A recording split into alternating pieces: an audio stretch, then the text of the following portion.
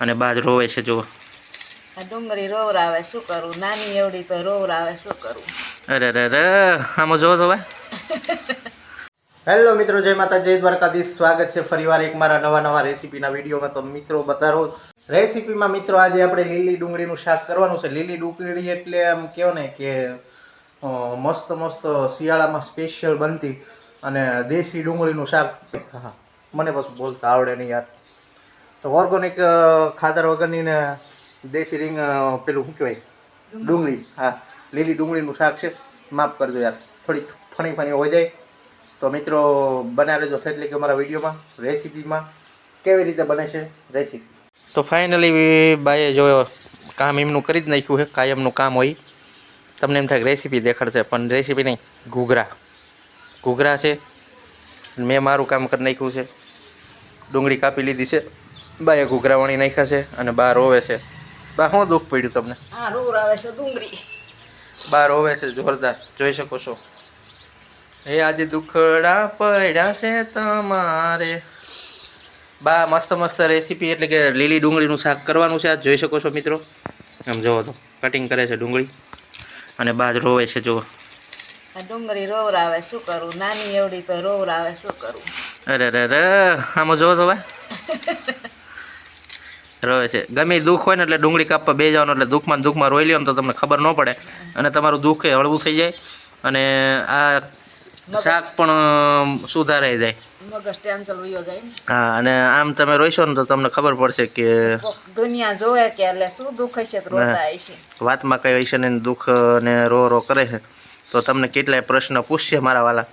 તો મિત્રો ખાસ કરીને તમને આ રેસીપીના વિડીયોમાં તમને એ શીખવા મળશે કે દુઃખ હોય ને તો ડુંગળી કાપવાની, હા, અને શાક થઈ જાય અને બે કામ થઈ જાય. તો મિત્રો આવી ફની મા દીકરો વાતો કરતા હોય છે. તો તમને કેવી લાગી અમારી વાતો નહીં બા? તો આવી રીત મોજમાં રહેવાનું અને જેમ દી વીતે છે એમ આપણી જિંદગીનો પળ પણ વીતી જાય. હવે રોમાં ડુંગળી કપાઈ રહેવા આવી છે, બરાબર. બહુ પાછું ખોટું લાગી છે ડુંગળીનું. તો મિત્રો બના રહેજો રેસીપીના વિડીયોમાં. આગળ વઘાર છે એટલે જોઈશું. ફાઇનલી મિત્રો જોઈ શકો છો ડુંગળીનું કટિંગ થઈ ગયું છે મસ્ત બાએ રોઈને ડુંગળી કાપી લીધી છે અને દેશી ટમેટાનું કટિંગ કરી નાખ્યું છે. અને આજ તમને ખબર છે બધા વિડીયોમાં કે એટલું મીઠું નાખવાનું હોય બધે શાકમાં. તેલ મૂકી દીધું છે, જોઈ શકો છો. અને આપણા ડુંગળીની રેસીપી બનાવવાની છે એવી કાઠિયાવાડી ગામડાની રીતે અને મસ્ત શાક બનાવવાનું છે. તમે જોઈ શકશો મિત્રો કે બા કેવી રીતે વઘારે છે અને કેવું શાક બને છે. એ ટેસ્ટ તો હું કરીને તમને કહીશ, બરાબર છે. બાકી શાક બનશે એક નંબર. ખાશું ને ભાઈ? આ ડુંગળી છે ઘરની વાડીની છે, તે બહુ મીઠી લાગે શાકમાં. એવું છે? તો ભાઈ તમને તો કોઈ દી ખબર હશે નહીં. અમાર ઘરની વાડીએ થઈ છે ડુંગળી. હા, અમને ઘરની વાડીની ડુંગળી છે અને તમને તો દેશી ડુંગળી છે, દવા વગરની ડુંગળી. હા, દવા વગરની ડુંગળી, ખાતર વગરની ડુંગળી, હા, ઓર્ગોનિક. નકરું પાણી જ પાઈ ડુંગળી કરી. હા, અને બનાવી દેજો વિડીયોમાં. તો ફાઇનલી મિત્રો તેલ આવી ગયું છે ને બાય રવીમાં નાખી દીધી. રાઈ નાખી દીધી છે. વઘાણી છે તો વઘાણી પણ બાય નાખી છે, જોઈ શકો છો. મારું જીરે સમજમ જ્યોતિ રે તીરે મારા વીરા બોલવાની ઘણી છે.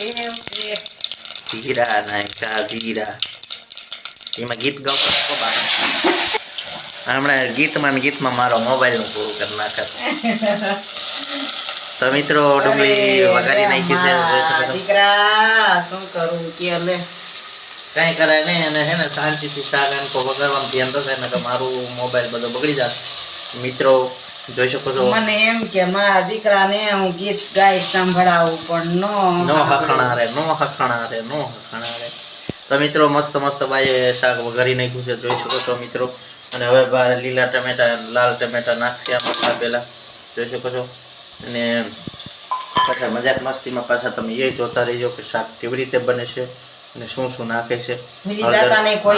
હળદર નાખી છે, જોઈ શકો છો. શાક વગર મીઠા વગર હેરાન થાય છે, હળદર વગર હેરાન થાય છે. હા, જો હળદર નાખી છે અને મીઠું નાખ્યું છે અને મસાલો લસણ વાળો નાખ્યો છે. મસાલો નાખ્યો છે મિત્રો, જોઈ શકો છો. હવે બરોબરનું મિક્સ કરી નાખશે, જોઈ શકો છો મિત્રો. તો મિત્રો બરોબર ચડવા માંડ્યું છે શાક, જોઈ શકો છો. અને શું કહેવાય, ધુમાડો લાગે છે. અને તમે જોઈ શકો છો આવું મસ્ત મસ્ત શાક થઈ ગયું છે, રેડી થવા. બામાં પાણી નાખવાનું હોય, થોડુંક નાખવું પડશે. આમાં થોડુંક આમ તો પાણી નાખવું પડે, કેમ કે ડુંગળીમાં પાણી મૂકે છે, સમજાણું? તો મિત્રો થોડુંક અમથું સેજ પાણી નાખવું પડશે. તો મિત્રો આવી રીતે કંઈક શાક એવું ડુંગળીનું વઘારવાની રીત છે અમારા બાની. ધોઈ હોય ને એટલે ડુંગળીના પાંદડામાં પાણી રહે, એટલે ન નાખવું પડે. એટલે પડામાંથી ઉમેરી હોય એટલે ધોવી પડે.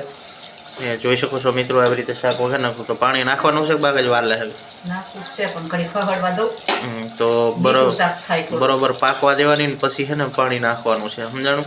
એટલે શાક બહુ મીઠું ને ટેસ્ટી બને છે. હા, તો ફાઇનલી મિત્રો થોડુંક પાણી નાખવાનું છે આમાં. થોડું પાણી નાખી દઈએ એટલે સડી જાય ડુંગળી. તો મિત્રો પાણી થોડુંક આપણે પૂરું અને શું કહેવાય પાકવા દીધું છે. પાકવા દઈને પછી આપણે પાણી નાખી દીધું છે, એડ કરી દીધું છે. એટલા માટે હજી થોડીક પાકવા જાય છે, એટલે પછી સડવા દેવાનું ઘડીક વાર. હા, એટલે શાક થઈ જાય રેડી.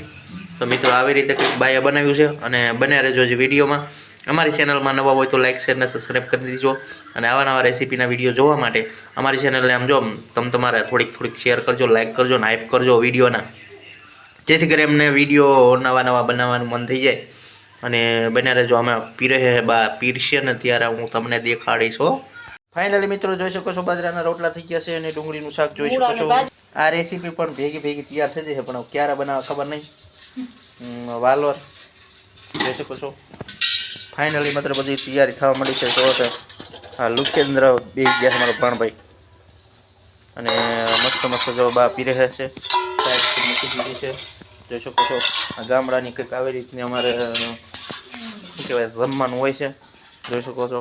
હવે બધા ભેગા બેસીને રોંઢો કરી લે. બપોરના 12:30 થઈ ગયો છે. તો જોઈ શકો છો આપણે ડુંગળીનું શાક કર્યું હતું. તો આ ડુંગળીનું શાક કર્યું ને બાપુજીનું મોળું કાઢેલું છે, જોઈ શકો છો. અને અમારું શાક છે,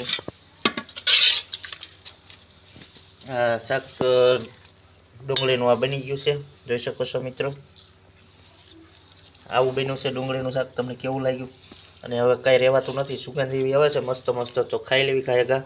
તો મિત્રો આવો હતો આજનો અમારો વિડીયો. તમને કેવો લાગ્યો લાઈક કરજો, શેર કરજો, અને અમારી ચેનલમાં જોડાઈ રહીજો.